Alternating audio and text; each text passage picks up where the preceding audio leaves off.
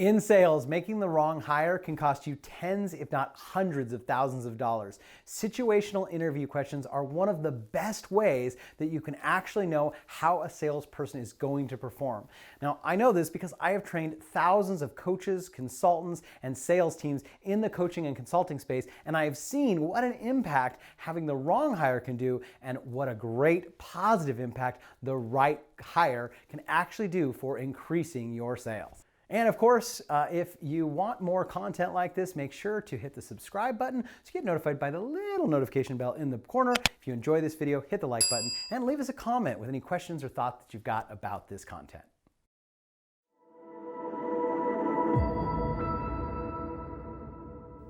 Sell me this pen.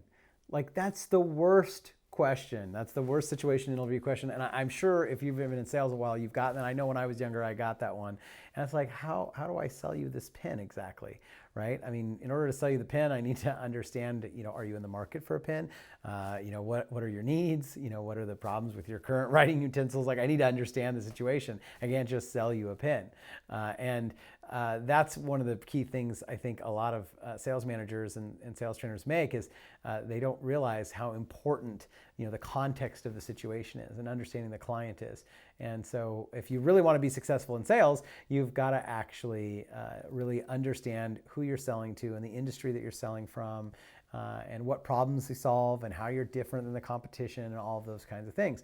So when you're coming up with situational interview questions, you really want to make sure that they've got some context. And so one of the things that we do when we train salespeople, the very first thing that we do is we actually take them through our training and we have them actually understand the sales process that we teach. Because what we teach works very, very well, especially in the coaching and consulting niche.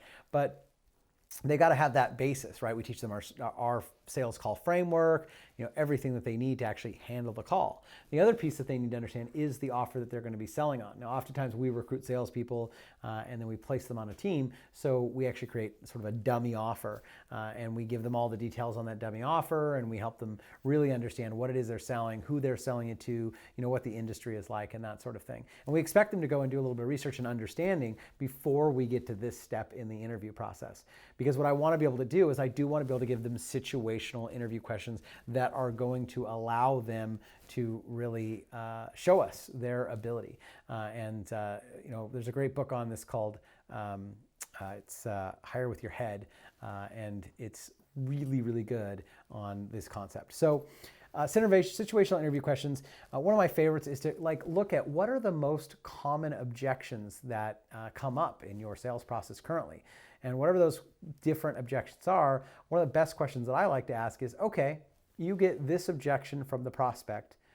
What do you need to know to handle that objection?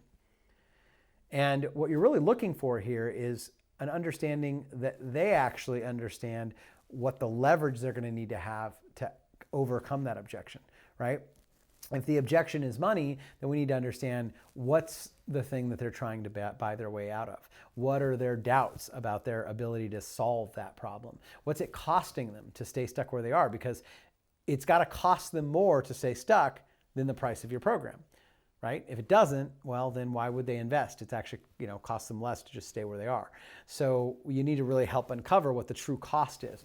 So those are some of the things that you're looking for them to ask. And if they're a seasoned sales pro, then they're going to be able to answer that question. So you want to give them a little bit of the context is, hey, so you're coming to the end of the call, you've done the whole call, you've been on the phone with them, you get this objection. What are the things that you would have needed to learn earlier on in the call in order to be able to handle that objection? So that's a really good one that I like to give, and it just gives me an idea. It also forces them to sort of think on the fly. I won't eliminate somebody over this question, but if they're super flustered and not sure how to respond, well, then chances are when they're thrown an objection on a sales call, they're going to have a harder time thinking on their feet. And we do want somebody who can actually think on their feet and be present and understands the sales process as a whole. The next thing I like to ask them, and again, we do train them on the offer that they're going to be selling, but I want them to explain to me, tell me a little bit about the offer that you're going to be selling. How is it different than the competition? Why should somebody buy this over something else? What are the problems that a typical client is going to be experiencing that causes them to seek this kind of an offer out? right? So we want to, again, understand, do they understand the industry? Do they understand the buyers that are going to be showing up? And it's really important that, even if you hire somebody before they have that level of industry knowledge, then you're going to need to make sure you work with them and get them that level of industry knowledge before they get on the phones or out selling your product or service, because they don't understand how you're different. They don't understand the problems that the typical client is really experiencing and how that affects their life, their business, et cetera. Then they're really not going to be able to serve that client. And they're going to have to learn on the job. Now, if they're really good and they ask good questions, they're going to learn it really quick. And if they're coachable and seeking the information, they're going to come back to you as the sales manager, the business owner, and they're going to get the answers. And a good salesperson will do that. But again, part of what we're looking for here is a little bit of the situational awareness, of their ability to, think on the fly, to think on their feet, that sort of thing. So one of the other things that you're going to hear sometimes on a sales call, let's say you're selling a coaching offer for a weight loss program. It's a $5,000 weight loss program.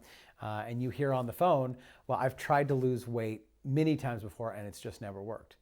So my question then, this is a situational interview question, would be, so you get that, somebody says that on the phone on this offer, what are the questions that you would want to ask to understand the situation? And so what you're looking for here is you want to ask some more of the details. Well, tell me a little bit more of what you tried. Why do you think it didn't work for you? That question is probably one of my favorites. And if they answer something like that, you're probably a good potential salesperson, because if they're asking that question, why do you think it didn't work for you? You're getting the prospect to tell you exactly what they think the problem was and why they didn't get the result. And remember, a lot of times we have to sell people what they want and give them what they need. So, they think that it's, some nutrition plan that's going to solve their problem, but maybe it's some level of deeper mindset coaching and, inner child work, or, whatever it is that you happen to do in your offer that helps people, you get the result, that unique value proposition that gets them the result. But by asking a question like that and then seeing what questions they would follow up with, you start to see, do they understand the way people think? Do they understand the psychology of the human beings they're going to be working with? Are they going to be able to lead those people to the outcome that they want to get? And in asking that question, one of the things that might come up is they might say something like, and so this would be the next question. So, you dig in a little bit on what they've tried, and they say, well, I tried Joe Schmo's coaching program, and Joe Schmo's coaching program, it just didn't work.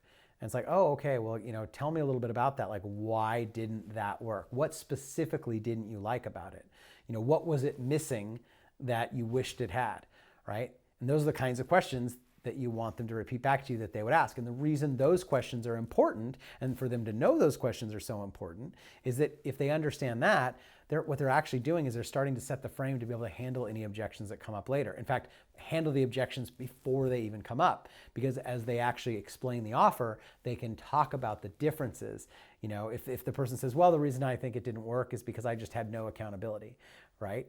And in your program, you've got it set up where there's, accountability calls and there's some, accountability emails and some of those kinds of things. Then you're going to be able to, pre-sell that in the pitch at the end, where you're kind of going over, here's how we're going to get you the result. And if you don't do the accountability, then you want to talk about the reason they don't need it, because we've got this other thing. We've got this mindset program that's going to help you learn how to hold yourself accountable, right? Or whatever it is. So, but they've got to understand how to do that. Now, one of the other things that I'm really looking for here is, when they say something like, oh, I worked with this person and, it didn't get the Joe Schmo's coaching program, it didn't work, here's why I think it didn't work, here's what I liked, here's what I didn't like. What are some of the follow-up questions that you might ask to dig deeper? And what I'm looking for there is something like, well, tell me more about that. Why do you think that is, right? These are pretty common dig deeper questions that a salesperson needs to have in their back pocket, because again, the goal in the sales process is to get to the specifics. Because if you get to the specifics of the situation, you're going to get to the pain. You're going to get to the place where you understand all of the nuances of where they're at and why they're there and why they're stuck. And not only why they're stuck, but why they think they're stuck. Because it's also important to know why they're stuck, so that you can know if you can get them the result. It's also important for you to know why they think they're stuck. So when you're doing situational interview questions, the first thing that you really want to do is sort of brainstorm the different situations that show up in your sales calls. And whether it's certain objections, whether it's certain situations, when a client shows up like this, we need to really understand these things in order to move them over the bubble to buy. And so you need to give them the situations that show up most often in your sales situations so that you can actually see, are they somebody that's going to be able to overcome any objections? Are they somebody who's going to be able to overcome any issues or concerns that somebody might have by understanding all the nuances of where they're at, what they've tried, how it's affecting them, etc. So you really want to come up with these are some good examples, but obviously you've got to come up with ones for your specific offer. So what I suggest doing is grabbing a pen and a paper and really jotting down the specific things that you are seeing showing up in your sales calls. And if you're a sales trainer, a sales manager, business owner, you should be recording. If it's on the phone, you should have sales call recordings. If it's an in-person, then you should be doing some sort of ride along with your salespeople. Start to see what's coming up and what's getting in their way. Certainly role play with your active salespeople if you can help them overcome some of those things. But in the hiring process, you want to give those same kinds of scenario role plays. One thing you can do, so start with that piece of paper and list out all those different situations that come up so you can work with them on questions for that. The other thing to do is seek out other salespeople on your team, if you have a team already, and ask them what are some of the biggest things that come up that you find yourself having to overcome on a regular basis, and how do you handle those things? And so use your existing resources to build your situational interview questions. But that's just kind of an overall philosophy and a couple of examples for you to kind of get started. I can't tell you how important it is to have those situational interview questions as part of your process, because when you do that, you actually are able to do this performance-based hiring. And performance-based hiring is really a chance to kind of know what the results somebody's going to get before they start actually interacting with your clients and risking, thousands or tens of thousands or hundreds of thousands of dollars in potential sales because they don't know how to handle the situations that are going to come up. So if you find this content useful or you've got questions, make sure to leave a comment below this video. If you would like access to more training and content like this, you of course can go to our Facebook group, which is in the link is in the description box. We're going to be putting out more content like this. If you like this content, make sure to click the subscribe button so you get notified by that little notification bell in the corner. And if you like this video, make sure to click the thumbs up so we know that you liked it. Send us some love.